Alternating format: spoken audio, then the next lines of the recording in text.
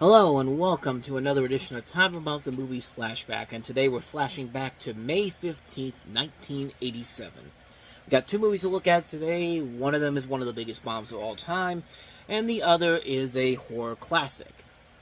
Cult classic, if you will. But before we get to that one, let's talk about that first film I was talking about. The biggest new release of the weekend that had the biggest post-production hell at that time. Dustin Hoffman and Warren Beatty starring in the infamous flop, Ishtar. 3, 2, 3, 4, 4, 2, 3, and... These men are pawns. They have the price of 20,000 dirham on their heads. Next, they will be hailed as the true messenger of God. They were just a couple of songwriters who came to Ishtar to break into show business. Easy boy, easy boy. Easy boy. How's the matter with him? Is he blind? Well, yeah, he is, but he's in perfect condition. So how do they wind up on everyone's hit list? Your life is in danger. Behave normally. We have guns pointed at your back. Now, don't put your hands up, you idiot. Oh, little darling. My little darling. I can't believe these men may control the fate of the Middle East. Oh, where are you?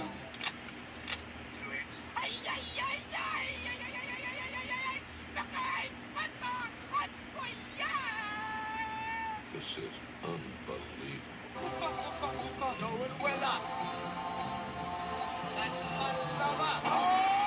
Are the two American messengers of God dead yet? This is the oasis. Does this look like an oasis to you? Yeah, look at the birds. Are those vultures? Oh, you. He's aiming at it. Will you stop being paranoid? Run, fuck! They're trying to kill us. Warren Beatty, Dustin Hoffman, Isabella Johnny. Your girl! How did she get to be your girl? Only you. I think they're wonderful. Ishtar, written and directed by Elaine May.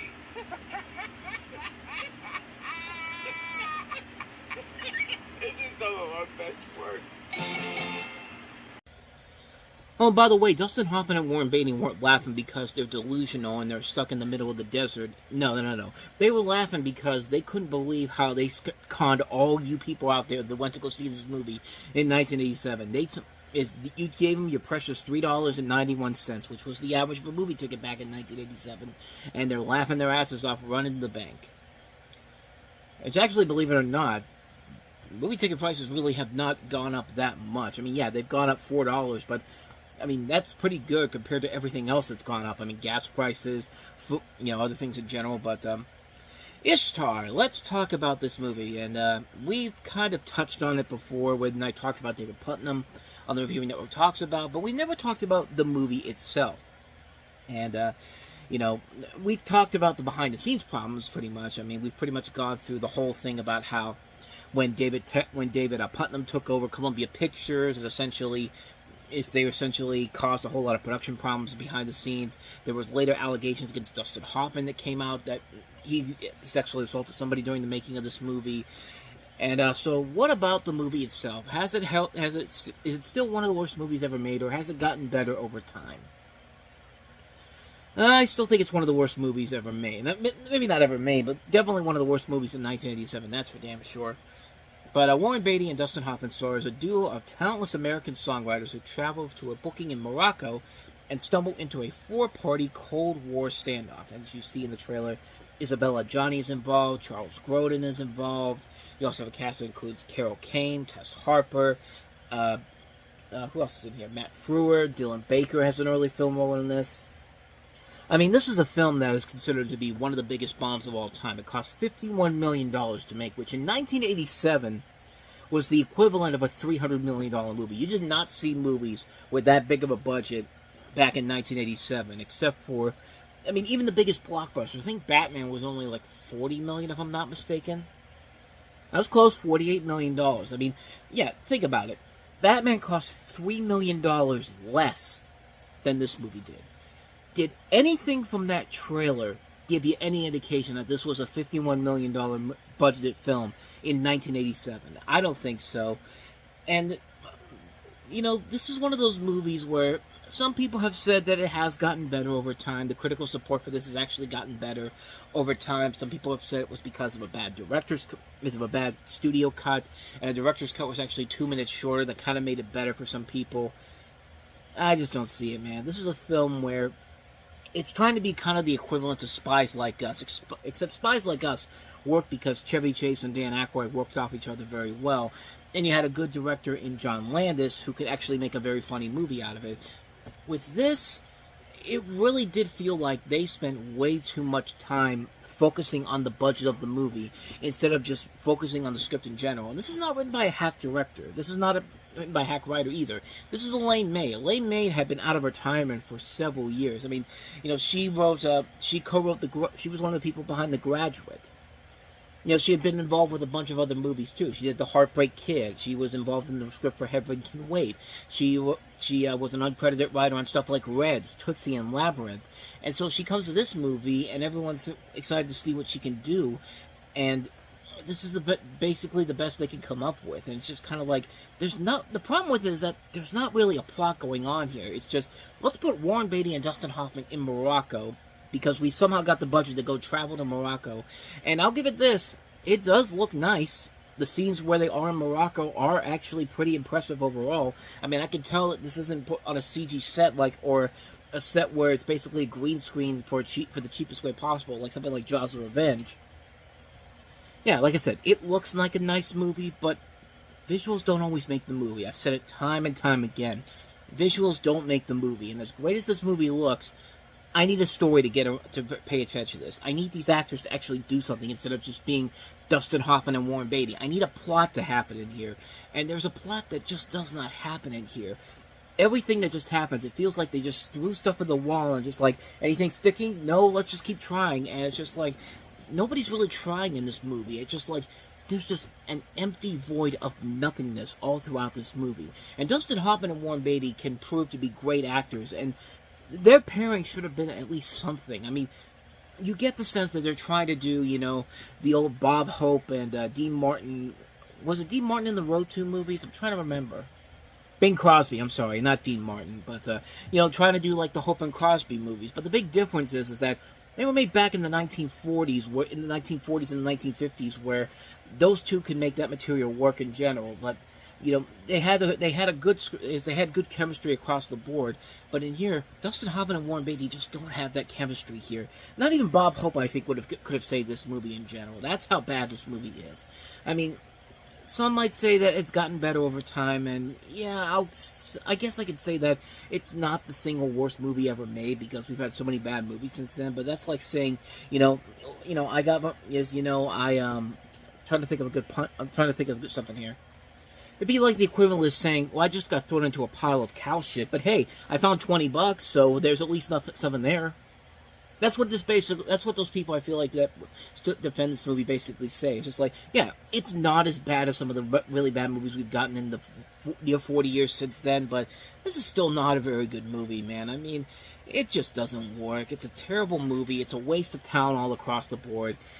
You can tell why it bombed right away. I mean, it was a movie that I think was really going to be hard for this to make any money to begin with, but it was never going to make this $51 million budget back, and this should have been the warning flag right there that the David Putnam era was probably not going to work out. As much as he tried to change the movie system as a whole, this movie wasn't going to cut it in general. But so yeah, that's Ishtar. But just give you an indication of how this weekend ended up being. The movie that it beat out, it barely beat out our next movie, which was The Gate.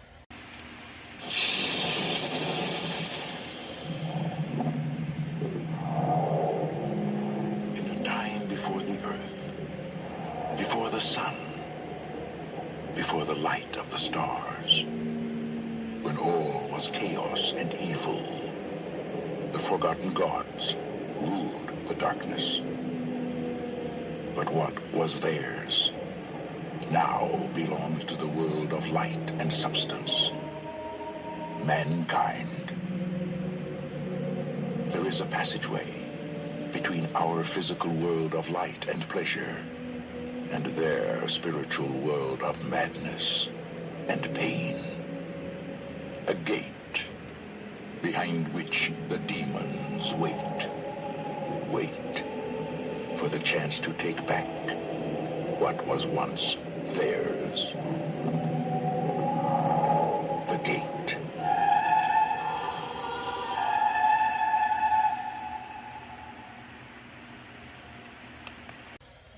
Before I get back to what I was going to talk about, I got to say, man, Percy Rodriguez is one of those terrific trailer voiceover artists where it doesn't matter what he's telling you or trying to sell you, that voice will sell you on anything. I mean, this guy could literally read the phone book, and it'd be so intriguing because it's like, I'd never thought about looking at a phone book that way, but because he's saying it the way he's saying it, I mean, this is pretty really impressive stuff, man. I got to give him credit for that, but.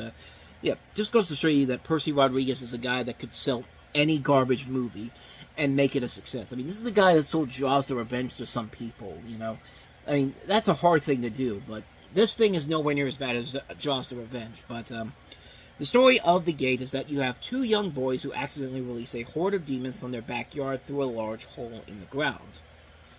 And just to give you kind of an indication of why this movie's success was pretty important and kind of a big deal back then, think about this.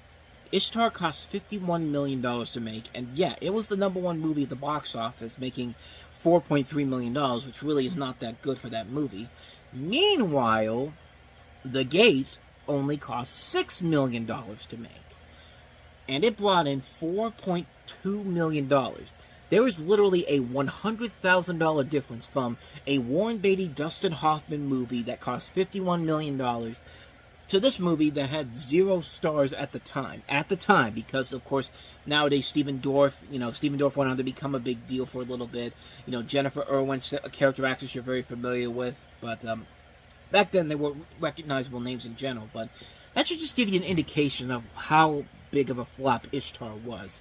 But unlike Ishtar, which we remember as a bad movie, The Gate is an intriguing movie. It's a film that is not a great movie, but man, it has some pretty intense material, and some pretty good effects in this movie. This is a film. This is back during the time when, this is a time when an independent studio like New Century Vista says, "Fuck the budget. We're going to do whatever we want to do with this in order to make it look intriguing." And for the budget they had to work with, they made the material work here. They used stop motion animation. They used forced perspective. They used actors in rubber suits. They were made to look minuscule. Like, the camera tricks that they did in this are so impressive that I can't believe that no other studio nowadays can look at what these 8 movies in the 80s did in terms of their horror special effects and all that type of stuff, and just why not just do that? Just do that with your movies. We don't need to see CG being overblown for your cheap horror movie and make it look as terrible as it does. Because a lot of these movies that we have nowadays, horror movies, pale in comparison to what these movies in the 80s did. Not every one of them was great, but movies like this show you that even with a small budget of $6 million, this is what this movie is capable of doing with it. And it's just like, I gotta give them credit, man. I gotta give them a lot of props for what they were doing with this. Even though, yeah, this is not a very good movie.